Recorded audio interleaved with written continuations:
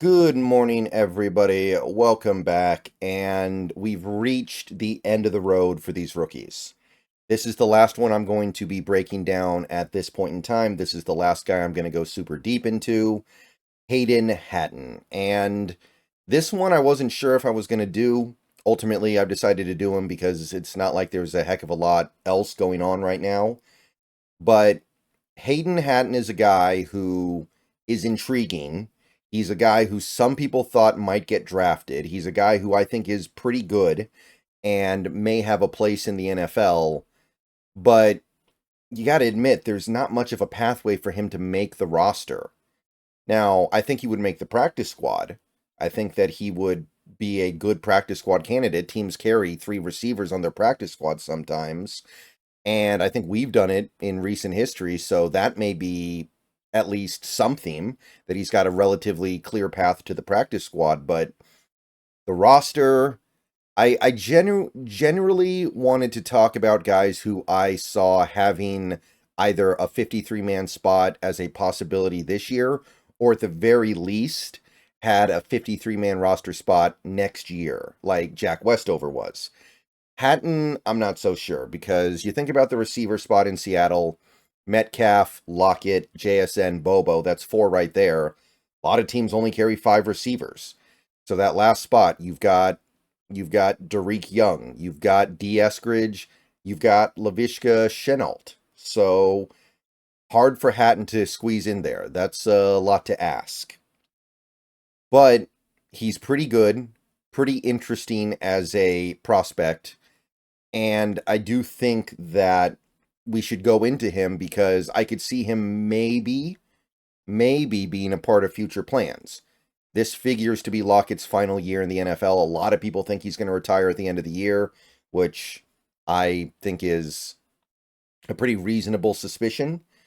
And maybe the plan is keep Hatten on the practice squad for 1 year, kind of like what's going to happen with Westover, and then he gets a promotion next year. And in the meantime, maybe he gets bumped up because of an injury, kind of like what happened to Derek Young a couple years ago. But I do suppose he could take the 5th spot. Eskridge could not make it. Derek Young was injured all of last year. He could not make it as well. There is some definite possibility here of Hatten finding a way. So let's talk about him.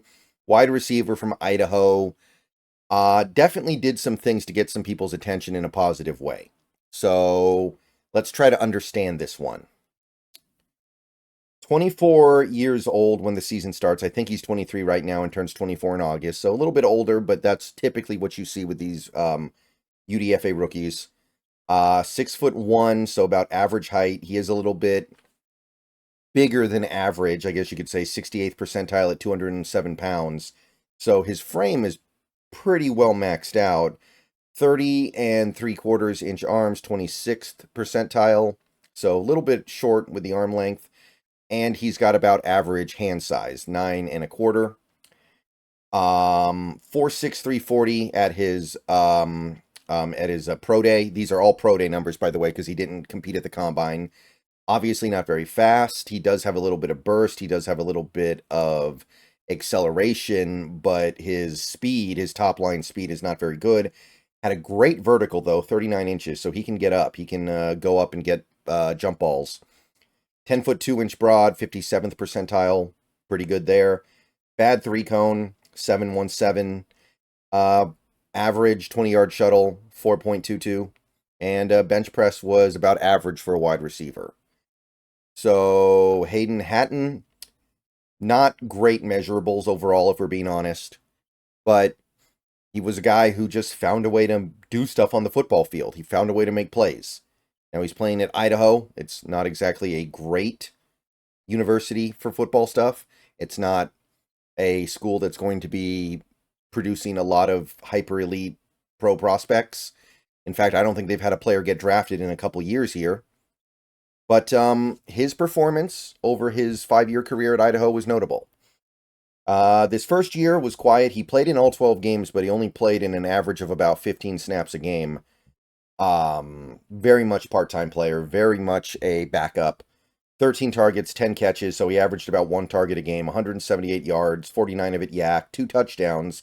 I think they both came in the final if I recall correctly, the final game of the year, actually. QB rating when targeted was awesome, was great. 157.9. Hard to get much better than that. Average depth of target was over 15 yards down the field, so he was definitely being utilized as a little bit of a downfield threat. Missed 4 missed tackles forced, which is really good for a guy with 10 catches. 1 fumble, 1 drop, 1 penalty. Mostly he lines up wide, a little bit in the slot, 3 times a game about, and also lined up in line a decent amount. So they were actually utilizing him as a tight end. In fact, I think when he was initially getting recruited, he was being looked at as an tight end by some people, and you can see that a decent chunk of his snaps come in line, and then a couple snaps in the backfield. Mostly on the field for passing plays, which is what you would expect from a receiver. 53 run block snaps, 1 pass block snap, 30 zone run blocking snaps, 20 gap, and his grades were fine. You know, they were okay. 62, okay pass block. Not a big sample size. So now we go to 2020 when he only played in 6 games. This was the COVID year. He did play a lot more, though, and you can clearly see there was an intent on their part to have him be a much bigger part of the offense. 432 snaps, 75 targets. They spammed the ball to Hayden Hatten. Absolutely spammed the ball to Hayden Hatten. 75 targets in 6 games, 15 targets a game. That's something you very rarely see in the NFL, and you don't see it super often in college either. 43 catches, 613 yards, 162 yak, so relatively small percentage of his yards are yak. We'll talk about that a little bit more later. 3 touchdowns, 75 rating, because for one reason or another, when Idaho targeted him, there were a lot of picks. 4 interceptions on the year, so the QB rating when targeted was not good. Hard to say if that's his fault, though. That could easily be the fault of the quarterback. 13.5 average depth of target. So again, he's a little bit of a downfield threat. 2 drops, 2 penalties. Overall, pretty good. Again, mostly lining up wide, but he's also getting a good look in the slot. 151 slot snaps compared to 251 wide. 29 inline, so still being used as a tight end a little bit, but it's very much reduced. 1 backfield snap. 255 pass routes run, 175 run block snaps, 2 pass block snaps, 70 run block snaps in zone, and 85 in gap. So we're getting a better sample size here. We're getting more information, and his graded scores are good. His pass block grade is not good, but he had, I think, 2 reps? It doesn't matter. So his pass route grade is very good, and that's really what counts here with a guy like Hayden Hatten. 2021, he only played 3 games. This was probably going to be a big breakout year for him as he became the featured target of a high volume passing attack. But he only played in 3 games, 174 snaps, got targeted about 7 times a game, had about 5 catches a game for 215 yards, 91 yak, 3 touchdowns, really good rating when targeted, but it's, again, we're dealing with small sample sizes here, unfortunately. Depth of target was much lower, 10.3. He forced 4 missed tackles. By the way, one interesting note about his 2020, he had 43 catches, but was credited with 0 missed tackles forced. Very rare you're going to see that. Anyway, back in 2021, he had 1 drop. Snaps, again, mostly wide, a little bit in the slot, about a little less than 10 snaps in the slot a game, and 4 inline.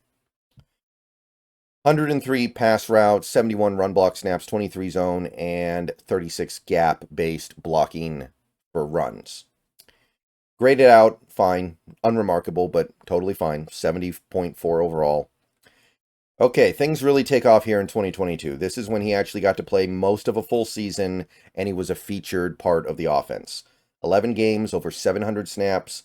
Got targeted 111 times, so about 10 targets a game, 83 catches, so very efficient, 1,200 yards, only 280 yak, so he's not a big yak guy, but 16 touchdowns, 128.5 rating when targeted, which is crazy because he also was targeted on 6 interceptions, and that is something we're going to have to discuss a little bit later, why he's getting targeted on a lot of picks. Now, some of it is just because of volume, but I think it goes a little bit further than that as well. 12.7 average depth of target, so it's pretty what you would expect from an outside receiver. 13 missed tackles forced, so now he's actually starting to make some guys miss, and 2 fumbles. 0 drops, by the way, on 109 targets. Almost 600 snaps lined up wide, a little more than 100 in the slot, so he's clearly favoring that. And 2 in line, 4 in the backfield, 386 pass routes, 321 run blocking snaps, 189 run blocking snaps in zone, and 119 in gap. Graded out excellently. Really, really good with his pass routes, 91.9. Run blocking was slightly above average, forgettable, but it doesn't really matter that much. Run blocking is something that we know he's not going to be that good at. You're not getting him for his run blocking. This is not Jake Bobo we're talking about here. And then we have the most recent season, his most prolific season yet, 2023. Played in all 13 games that Idaho played in, over 800 snaps, 131 targets. So again, he's getting targeted like 10 times a game. 93 catches, over 1,230 yards, just under 300 is yak. So again, it's not a big part of his game. Less than a quarter of his yards are yak. 9 touchdowns. QB rating when targeted 113.9. Average depth of target just past 12 yards. 17 missed tackles forced. So here we are. We're moving up. We're moving up here. We're getting somewhere. 3 interceptions when targeted, 1 drop, and 2 fumbles. So that is a pretty remarkable lack of drops for somebody who gets targeted this much. I will say that. But 600 snaps were wide, about 200 in the slot. So this final year, he did actually... We see him mix it up just a little bit here and play a little bit more in the slot. 4 snaps in line, 8 snaps in the backfield, almost 500 pass routes run, 329 run block snaps, and 1 pass block snap. And zone and gap almost split evenly across which blocking scheme he was using. And again, he grades out extremely well. 90.5 PFF grade, 90.6 pass grade. That's what we're really focusing on here. So graded out well this last year. And that gets us to his career totals. 45 games, 2,301 snaps. Targeted 350 times. Caught the ball 244 times. And just to jump ahead a little bit, 5 drops. He's got 5 drops on 349 career targets. So this guy's got really good hands. That's, I think, one of the things we should really focus in on this guy with. 244 catches, 3,452 yards. So he had a full college career. Now, again, like 25% of his yards are yak, so that's not a big part of his game right now. Absolutely fair to point out. 33 touchdowns, definitely found the end zone a lot. 117.6 QB rating when targeted, which is, which is obviously really good. That's something that you're going to favor as a quarterback if that's your receiver. 12.7 average depth of target, so more or less what you would expect to see from an outside receiver. 38 missed tackles forced, so it's not a big part of what he brings to the table here, but it is something that it is something that he got a little better at as time went by, admittedly. 13 interceptions when targeted, 5 drops, 5 fumbles. Fumbles are a little bit alarming, I guess, but at the same time, fumbles can be kind of fluky. And let's see here. Snaps, almost 1,700 lined up wide, over 500 in the slot. So you could look at him as a guy who can play inside and outside and has a good amount of experience doing both very reasonably. 17 inline, 15 in the backfield, but the inline stuff was basically all early in his career, so I don't know if that matters at all now. 1,348 pass routes run block snaps, 949, 4 pass block reps, trivial, and a little bit more zone than gap. And that's all we have for Hayden Hatten by the numbers. So we'll be moving forward a little bit later today. We're going to take a look at what he brings to the table as a player. But that's what I see from him numerically. He's had 2 really good seasons in a row. Over the last 2 years, he's got almost 2,500 receiving yards.